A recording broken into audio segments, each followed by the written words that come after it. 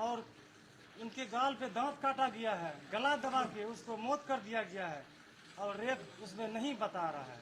इनका मतलब है रिपोर्ट को गलबला दिया है। ये देखिए, और इनका साफ तौर पे कहना है कि रिपोर्ट के साथ जो है छेड़छाड़ जो है वो की गई।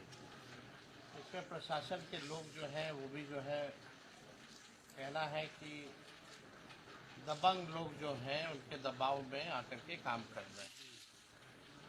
सवाल है चाहे मर्डर हो या रेप हो, ये बात तो सत्य है कि अब वो 14 साल की बच्ची इस दुनिया में नहीं है।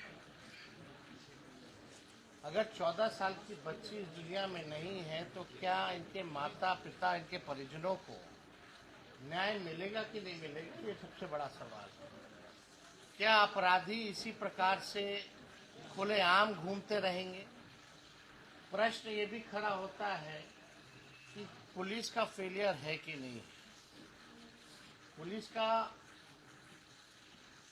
जो रोल होना चाहिए इस जांच को लेकर के, उस प्रकार से कोई गंभीर नहीं है। यानी हमारे बिहार प्रदेश में छोटी मासूम बच्ची के साथ मर्डर कर दो, रेप कर दो, और पुलिस प्रशासन को कोई मतलब नहीं है जांच, निष्पक्ष जांच करने में या परिजनों को न्याय दिलाने में।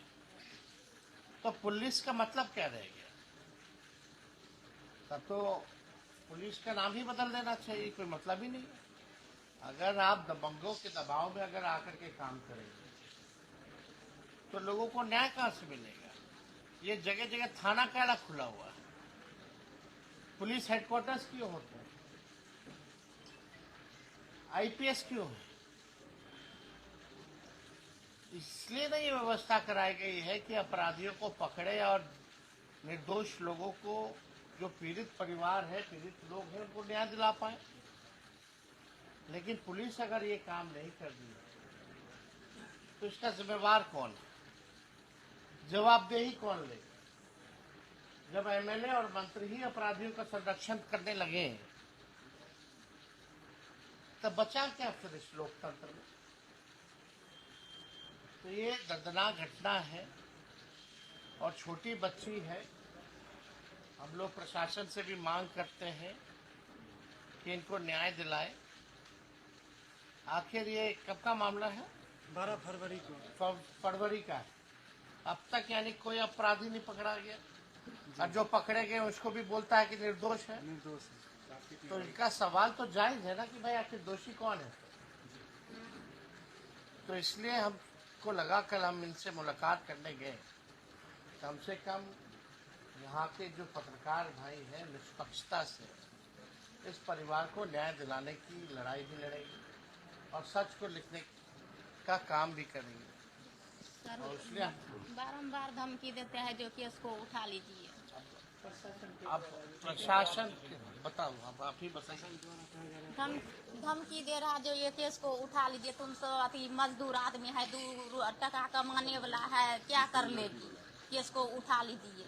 आगे भी मेरा खेत है, पाछे भी मेरा खेत है, किस तरह से निकलेगी, कहाँ पर जाएगी? सब यही धमकी देते हैं, आंख दिखाते हैं। पुलिस प्रशासन पुलिस प्रशासन है, शंकर सिंह है, लेसी सिंह है, सब निर्दोष में साबित कर रहे हैं। वही सब जाति जो है। तो आपके पास आकर के मतलब कौन बोला इसका कहने का मतलब? पुलिस का लोग आके बोलता है, धमकी देता है जो केस को उठा लीजिए। कौन बोला? पुलिस प्रशासन बोल रहे हैं, वही धमकी वो परिजन जो पकड़ाए थे अपराधी सब, वो सब बोल रहे हैं जो केस को उठा लीजिए, तुम्हारा खाने के पैसा नहीं जुटते हैं। पकड़े गए थे जो 2 लड़के, उन्हीं के परिवार के लोगों का इनका कहना है कि आगे पीछे उनकी जमीन है और पुलिस प्रशासन और उनके माध्यम से जो है इनको खुलेआम धमकी भी मिल रही है।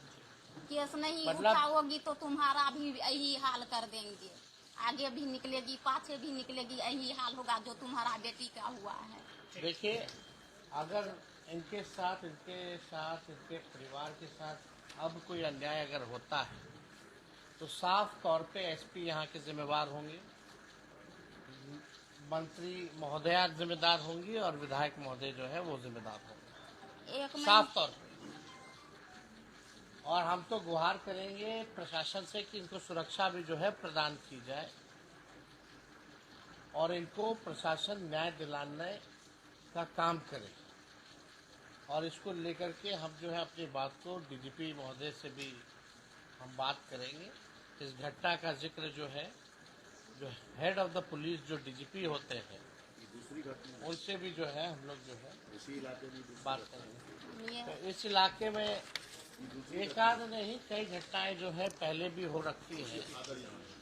उनके फादर भी हैं यहाँ और सब लगभग जो है बातें आ गई हैं। इनका एप्लीकेशन भी हम लोगों ने ले लिया है और लेकर के हम लोग सबको केसेस को लेकर के डीजीपी को हम सूचित करेंगे और यहाँ के एसपी साहब से भी हम जो है